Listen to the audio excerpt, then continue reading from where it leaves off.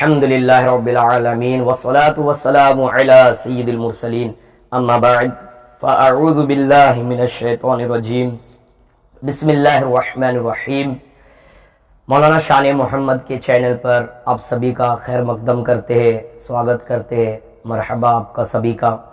آج انشاءاللہ عذاب جہنم کا خوف مختصر بیان کروں گا، عرض کروں گا، اسے ضرور سنیے گا قرآن و حدیث کی روشنی میں انشاءاللہ۔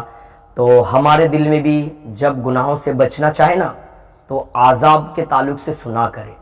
جب قرآنی آیت سنیں گے یا حدیثیں سنیں گے تو ہم گناہوں سے بچ پائیں گے۔ ہاں گناہوں سے بچنے کا طریقہ ایک یہی ہے کہ بندہ جو ہے وہ عذاب کے تعلق سے سنے۔ اللہ کا خوف اگر بندے کے دل میں آئے تو تب جا کے بندہ گناہوں سے بھی بچتا ہے۔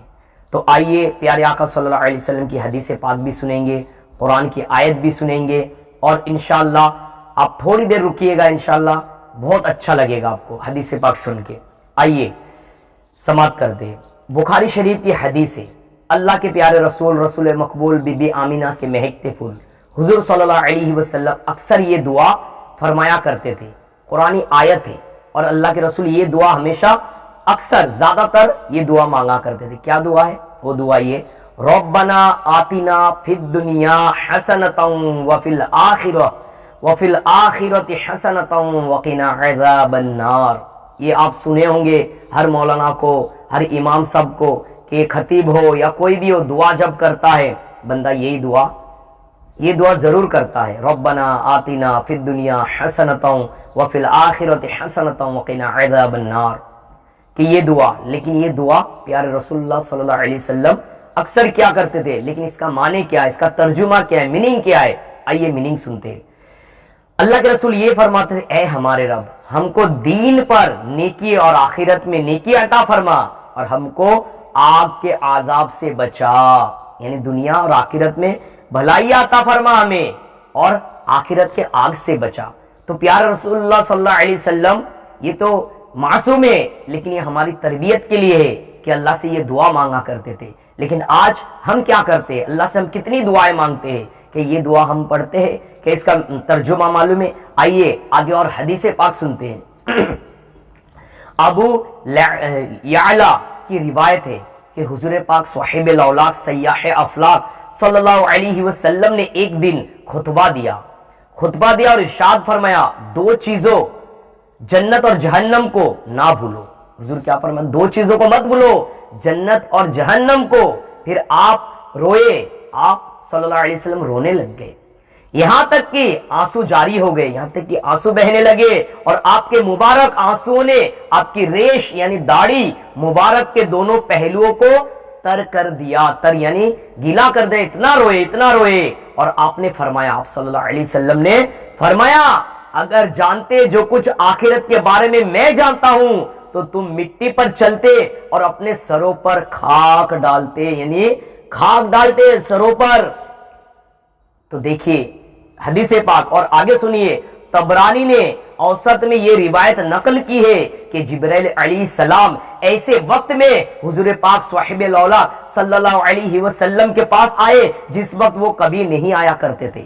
ہاں جبرائیل علیہ السلام کا ایک وقت تھا، لیکن ایسے وقت میں بھی آئے۔ پیارے آقا صلی اللہ علیہ وسلم کی بارگاہ میں اس وقت کوئی وقت نہیں تھا، چنانچہ حضور پاک صلی اللہ علیہ وسلم جبرائیل کے لیے کھڑے ہوئے اور پوچھا، جبرائیل کیا بات ہے کہ میں تمہارا رنگ متغیر دیکھتا ہوں، میں نے تمہارے چہرے کا جو رنگ جو متغیر چینج کیا ہوا دیکھ رہا ہوں، کہ تبدیلی ہے، کیا بات ہے؟ تو جبرائیل نے کہا کہ میں آپ کے پاس اس لیے آیا ہوں کہ اللہ تعالیٰ نے جہنم کو مزید دہکانے کا حکم دیا ہے۔ تو حضور صلی اللہ علیہ وسلم نے فرمایا، اے جبرائیل مجھے جہنم کی حقیقت بتاؤ یا جہنم کے اوصاف بیان کرو۔ اے جبرائیل جہنم کے تعلق سے بتاؤ، جہنم کے حقیقت بتاؤ، یا جہنم کیسی چیز ہے اس کے تعلق سے بتاؤ۔ تو آپ نے پہلے تو یہ سنے کہ دو چیزوں کو انسان کو بھولنا نہیں چاہیے، ایک جنت اور جہنم، ان دونوں کو نہ بھولو، دونوں چیزوں کو۔ آئیے اب جبرائیل علیہ السلام نے کہا، اللہ نے جہنم کو دہکانے کا حکم دیا، یعنی اسے اور بھڑکانے کا حکم دیا، اور 1000 سال روشن کیا گیا، وہ بھڑک گیا، یہاں تک کہ وہ سفید ہو گئی۔ वो आग क्या हो गई, सफेद हो गई। फिर हुक्म हुआ उसे फिर 1000 साल तक भड़काया गया, हत्ता कि वो सुर्ख यानी लाल हो गई। फिर मजीद 1000 साल से उसे भड़काने का हुक्म मिला, यहां तक कि वो तारीख यानी काली हो गई। अब वो सिया यानी तारीख और सिया वो तारीख है, उसमें कोई चिंगारी भी रोशन नजर नहीं आती और ना ही कभी उसका भड़कना खत्म होता है। कसम है रब्बे-जुल जलाल की, जिब्राइल अलैहिस्सलाम कसम खाते कि कसम है रब्बे-जुल जलाल की कि जिसने आपको हक के साथ नबी बनाकर मबऊस फरमाया, नबी बनाकर भेजा। अगर जहन्नम को सुई के सुराख के बराबर खोल दिया जाए तो उसकी गर्मी से दुनिया की तमाम मखलूक मर जाए। बाखुदा, खुदा की कसम खाकर कह रहे कि बाखुदा जिसने आपको हक के साथ मबऊस फरमाया है, अगर जहन्नम के निगहबान फरिश्तों में से कोई फरिश्ता दुनिया में जाहिर हो जाए तो तमाम अहले दुनिया उसकी बदसूरती देखकर और उसकी बदबू सुनकर मर जाए।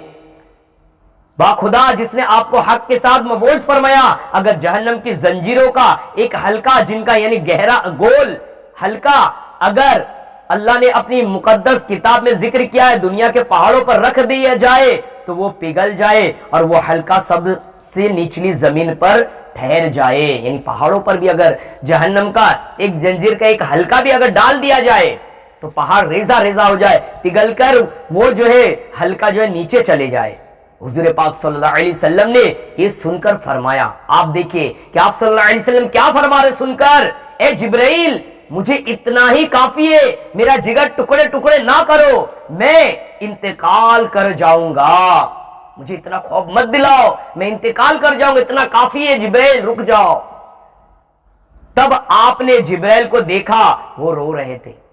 आप सल्लल्लाहु अलैहि वसल्लम क्या देखते कि जिब्राइल अलैहिस्सलाम रो रहे, फरिश्तों के सरदार रोते हैं। आपने फरमाया जिब्राइल तुम क्यों रोते हो? हुजूर सल्लल्लाहु अलैहि वसल्लम ने फरमाया जिब्राइल तुम क्यों रोते हो, हालांकि तुम्हारी अल्लाह के यहाँ एक खास मर्तबा है, यानी तुम्हारा तो एक मर्तबा है अल्लाह के यहाँ, तुम क्यों रोते हो? तो जिब्राइल ने कहा मैं कैसे ना रहूं या रसूलुल्लाह सल्लल्लाहु अलैहि वसल्लम, मैं क्यों कर ना रहूं, हालांकि मैं रोने का ज्यादा हकदार हूं, शायद कि मैं अल्लाह ताला के इल्म में उस हाल से किसी दूसरे हाल में लिखा गया हूं और मैं नहीं जानता कि कहीं मुझे इस आजमाइश में ना डाल दिया जाए, जैसा कि इब्लिस को आजमाइश में डालकर जलील और रुस्वा कर दिया गया है। वो भी तो फरिश्ते में था और मैं नहीं जानता कि मुझे भी कहीं हारूत और मारूत के तरह मसाइब में मुब्तला ना कर दिया जाए। तो जिब्राइल अलैहिस्सलाम भी अल्लाह के खौफ से डर रहे, लेकिन ये मुसलमान बेनमाजी, दारू पीने वाला, शराब पीने वाला, जिना करने वाला, गाली गलौज करने वाला, मुसलमानों को सताने वाला, लूटने वाला, मारने वाला, इसके अंदर खौफ नहीं है अल्लाह का। जिब्राइल अलैहिस्सलाम जो मासूम है वो डर रहे, उनके अंदर खौफ है, लेकिन हमारे मुसलमानों के अंदर क्या हो गया, आज खौफ कहां चला गया है, अल्लाह की बारगाह में कहां आए, कहां है मुसलमान? रावी कहते हैं कि हुजूर सल्लल्लाहु अलैहि वसल्लम ये सुनकर रोने लगे, आप सल्लल्लाहु अलैहि वसल्लम भी रोने लग गए, आप सल्लल्लाहु अलैहि वसल्लम भी रोने लगे जो तमाम नबियों के सरदार है, खत्मुल रसूल है, आखिरी नबी है, आप भी रोने लगे और जिब्राइल भी रोने लगे। दोनों हजरत बराबर रोते रहे, यहां तक कि निदा आ गई, दोनों रोने लग गए और निदा आ गई, यानी आवाज आई, ए जिब्राइल और ए मोहम्मद सल्लल्लाहु अलैहि वसल्लम, अल्लाह ताला ने तुम्हें मामून कर दिया है, तुम उसकी नाफरमानी नहीं करोगे। जिब्राइल ये सुनते ही परवाज कर गए और हुजूर सल्लल्लाहु अलैहि वसल्लम अंसार के ऐसे लोगों के पास से गुजरे जो बज़ल्ला संजियों में मसरूफ थे, यानी हंसी और मजाक में मसरूफ थे। आपने फरमाया क्या तुम हंसते हो और तुम्हारे पीछे जहन्नम है, बस अगर तुम जान लेते जो मैं जान चुका हूं तो तुम कम हंसते और ज्यादा रोते, खाना पीना छोड़ देते और बुलंद पहाड़ों की तरफ निकल जाते कि अल्लाह की रिजा मंदी के लिए खुद पर रियाजत और मेहनत को मुसल्लत कर सको। तब निदा की गई है मोहम्मद सल्लल्लाहु अलैहि वसल्लम, मेरे बंदे को ना उम्मीद ना करो, मैंने आपको खुशखबरी देने वाला बनाकर भेजा है, आपको मशक्कतों में डालने वाला बनाकर नहीं भेजा। तब हुजूर सल्लल्लाहु अलैहि वसल्लम ने फरमाया अपने आमाल दुरुस्त करो और कुर्बे इलाही हासिल करो। تو پیارے بھائیوں بزرگوں دوستوں دیکھیے یہ مختصر بیان جو قرآن و حدیث میں جبرائیل علیہ السلام بھی رو رہے جہنم کے خوف سے، پیارے آقا صلی اللہ علیہ وسلم بھی رو رہے، لیکن ہم آقا صلی اللہ علیہ وسلم تو امت کا سوچ کے غالباً رو رہے، لیکن ہمارا کیا ہوگا؟ جو بے نمازی ہے، شرابی ہے، لوگوں کو ستانے والا، مارنے والا، لوٹنے والا، پڑوسیوں میں جھگڑا لگانے والا، فیملی میں جھگڑا لگانے والا، ان کا کیا ہوگا؟ کبھی سوچے؟